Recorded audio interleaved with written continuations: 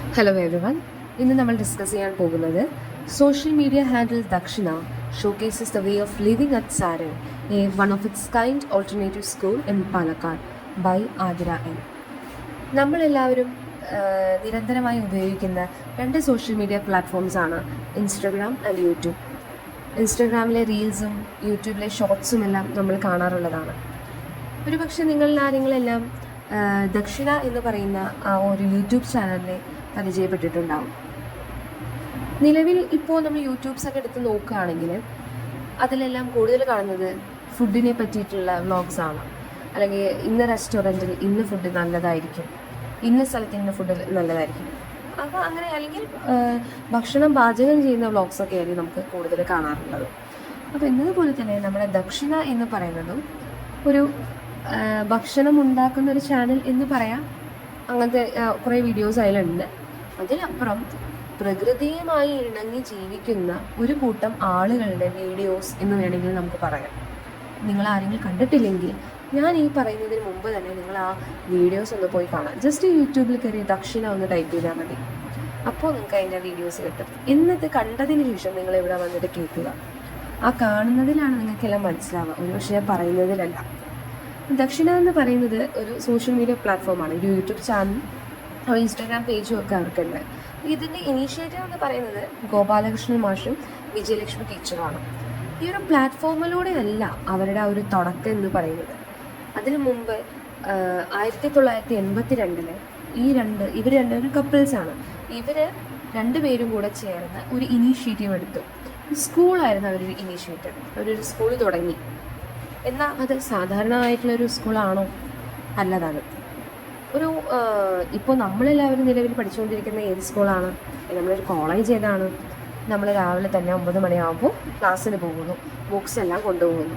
ഒരു 6-7 പീരീഡ് ഒരു ദിവസം ഉണ്ടാകുന്നു. ഭക്ഷണം കൊണ്ടുപോകുന്നു. സിലബസിനനുസരിച്ചിട്ട് ടീച്ചർമാർ ക്ലാസ് എടുക്കുന്നു. ക്ലാസ് കഴിഞ്ഞാൽ തിരിച്ചു വരുന്നു, അത് പഠിക്കുന്നു, മഗ്ഗപ്പ് ചെയ്യുന്നു, അല്ലെങ്കിൽ ബൈ ഹാർട്ട് ആക്കുന്നു. അത് കൊണ്ടുപോയിട്ട് എക്സാമിന് കൊണ്ടുപോയിട്ട് അവിടെ കൊണ്ടുപോയി എഴുതുന്നു. ഇതാണ് നമ്മളെല്ലാവരും ചെയ്തുകൊണ്ടിരിക്കുന്ന ഒരു രീതി, അല്ലേ? ഞാനും അങ്ങനെ തന്നെയാണ് ചെയ്തത്, നിങ്ങളും അങ്ങനെ തന്നെയാണ്. നമ്മളിപ്പോൾ പഠിക്കുന്ന ഈ കോളേജ് വിദ്യാഭ്യാസവും ഏകദേശം അതുപോലെ തന്നെ. പക്ഷേ ഇതിൽ നിന്നെല്ലാം വ്യത്യാസമായി നമ്മുടെ ടീച്ചറും മാഷും കൂടെ ഒരു ഇനീഷ്യേറ്റീവ് തുടങ്ങുകയാണ്. കുട്ടികൾക്ക് അവരുടെ ഇഷ്ടത്തിന്, അവരുടെ പ്രായത്തിനും അവരുടെ വളർച്ചയ്ക്കും അനുസരിച്ചിട്ട് പഠിച്ചാൽ മതി എന്ന് പറയുന്നൊരു സ്കൂൾ തുടങ്ങുകയാണ്. അങ്ങനെ സ്കൂൾ തുടങ്ങുമ്പോൾ ടീച്ചറുടെ 3 മക്കളും അവരുടെ അയൽപ്പക്കത്തെ കുറച്ച് ആളുകളും വേറെ കുറച്ച് ആളുകളൊക്കെ ചേർന്ന് ആ കുട്ടികളെല്ലാം ഈ ഒരു തരത്തിലുള്ള സ്കൂളിൽ പഠിക്കാൻ കൊണ്ട് ചേർക്കുന്നു. അങ്ങനെ ഇവർ അവരുടെ ചുറ്റുമുള്ള കാടിനോടും അല്ലെങ്കിൽ പ്രകൃതിയോടും ഇണങ്ങി ഇവർ ജീവിക്കുകയാണ്.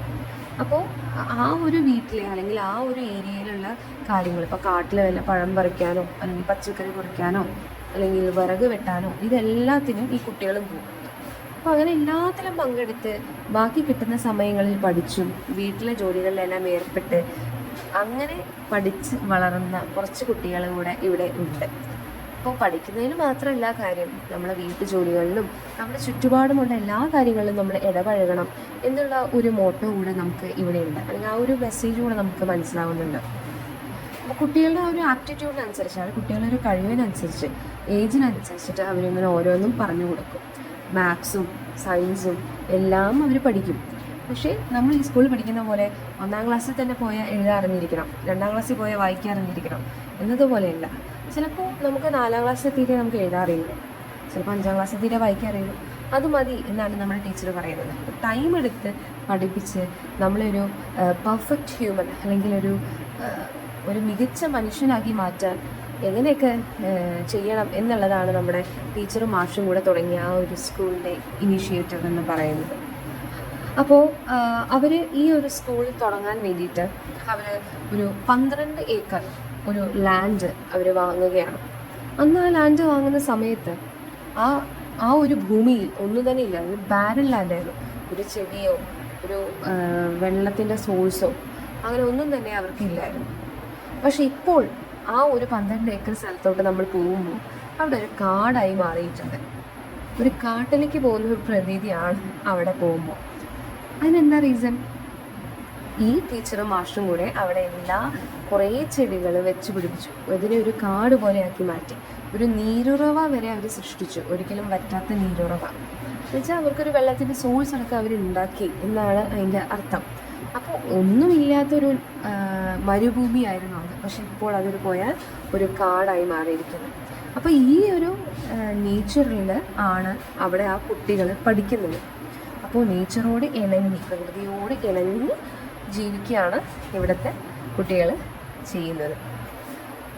അപ്പോൾ ഇവിടെ നമ്മൾ ഫസ്റ്റ് നോട്ട് ചെയ്യേണ്ടത് ഈ യൂഷ്വൽ വേ ഓഫ് ടീച്ചിങ്, നമ്മൾ എപ്പോഴും കാണുന്ന ആ ഒരു പഠന രീതിയിൽ നിന്ന് വ്യത്യസ്തമായിട്ട് നമ്മൾ സ്റ്റുഡൻസിന് നമ്മളുടെ മൈൻഡ് കൊണ്ട് മനസ്സിലാക്കി പഠിക്കുന്നതിനോട് നമ്മുടെ ടീച്ചറും മാസ്റ്ററും തുടങ്ങിയ ഒരു ഇനീഷ്യേറ്റീവ് ആയിരുന്നു നമ്മുടെ സാരംഗ് എന്ന് പറയുന്ന ആ ഒരു സ്കൂള്.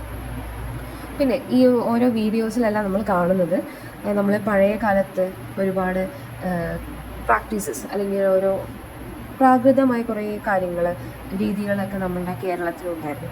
അതൊക്കെ നമ്മൾ പലപ്പോഴും കാലം മാറിയപ്പോൾ മറന്നു പോയിട്ടുണ്ട്. അപ്പോൾ അത്തരം പഴയകാല ട്രഡീഷൻസ് അല്ലെങ്കിൽ കൾച്ചേഴ്സിനെയൊക്കെ എടുത്തു കാണിക്കുന്ന ഒരുപാട് കാര്യങ്ങൾ ടീച്ചറുടെ വീഡിയോസിലെല്ലാം നമുക്ക് കാണാൻ കഴിയാറുണ്ട്. അപ്പോൾ ഇവർ താമസിക്കുന്ന ആ ഒരു ഏരിയ ഇപ്പോൾ ഒരു കാടായി മാറിയെന്നൊക്കെ ഞാൻ പറയും. ആ കാട്ടിൽ തനിയെ ഉണ്ടാകുന്ന പച്ചക്കറികൾ, വെജിറ്റബിൾസ്, ട്യൂബേഴ്സ്, ഇപ്പോൾ കുമ്പളങ്ങ, മത്തങ്ങ, ചേന, അങ്ങനത്തെ ഒരുപാട് തനിയെ ഉണ്ടാകുന്ന സാധനങ്ങൾ എല്ലാം കൊണ്ട് ഉപയോഗിച്ചിട്ടൊക്കെയാണ് അതുകൊണ്ടുണ്ടാക്കുന്ന കുക്കിംഗ് വീഡിയോസൊക്കെ നമുക്ക് അവരുടെ ചാനലിൽ കാണാൻ പറ്റും. ഇവരിതൊരു കൃഷി പോലെ ഒന്നും അല്ല കേട്ടോ നടത്തുന്നത്. കൃഷി എന്ന് വെച്ചാൽ എന്താ, ഒരു 20 സെൻറ്റിൽ ഇപ്പോൾ കുമ്പളങ്ങ മാത്രം, മറ്റേ 20 സെൻറ്റിൽ മുളക് മാത്രം, അങ്ങനെയൊന്നുമല്ല. ഇവിടെ അവരിങ്ങനെ എല്ലാത്തിനും ഇങ്ങനെ നട്ട് വളർത്തിയിരിക്കുകയാണ്. അപ്പോൾ ഇതൊക്കെ ഇങ്ങനെ തോന്നിയ പോലെ വളരുകയാണ്. അതിൻ്റെ ഇടയിൽ ഈ കാടും പൊന്തയും എല്ലാം അങ്ങനെ നിറഞ്ഞു നിൽക്കുകയാണ്. അപ്പോൾ നാച്ചുറലി ഉണ്ടാവുകയാണ് അവിടുത്തെ വെജിറ്റബിൾസും കാര്യങ്ങളും എല്ലാം. അതിൽ നിന്നും സാധനങ്ങൾ അവർ ഉപയോഗിച്ച് വളരെ എക്കോ ഫ്രണ്ട്ലി ആയിട്ട് അവർ ജീവിക്കുന്നു എന്നാണ് നമുക്ക് പറയാനുള്ളത്. ഇനി ഇവരുടെ വീഡിയോസ് എടുത്ത് നോക്കുകയാണെങ്കിൽ അതിൻ്റെ ബാക്ക്ഗ്രൗണ്ട് വോയിസ് കൊടുക്കുന്നത്, അല്ലെങ്കിൽ അതിനൊരു വോയിസ് ഒരാൾ പറയുന്നത് നമ്മുടെ ടീച്ചർ തന്നെയാണ്. ടീച്ചറുടെ വോയിസ് കേൾക്കാൻ നല്ല രസമാണ്, ഇങ്ങനെ കേട്ടിരിക്കും. ഒരു കുഞ്ഞു കുട്ടിക്ക് ഒരു അമ്മൂമ്മ കഥ പറഞ്ഞു കൊടുക്കുന്ന പോലെയാണ് ടീച്ചറുടെ വോയിസ്. അത്രയും ഒരു മാധുര്യമാണ് ടീച്ചറുടെ വോയിസ് കേൾക്കാൻ വേണ്ടിയിട്ട്. ടീച്ചർ ഒരുപാട് പാട്ടുകളും പഴംചൊല്ലുകളും അങ്ങനെയൊക്കെ കൂടെ മിക്സ് ചെയ്തിട്ടാണ് ടീച്ചർ അതിൽ വോയിസുകൾ പറയാറുള്ളത്. നിങ്ങളൊന്ന് കേട്ട് നോക്കുമ്പോൾ നിങ്ങൾക്ക് ഒരുപാട് ഇഷ്ടപ്പെടും.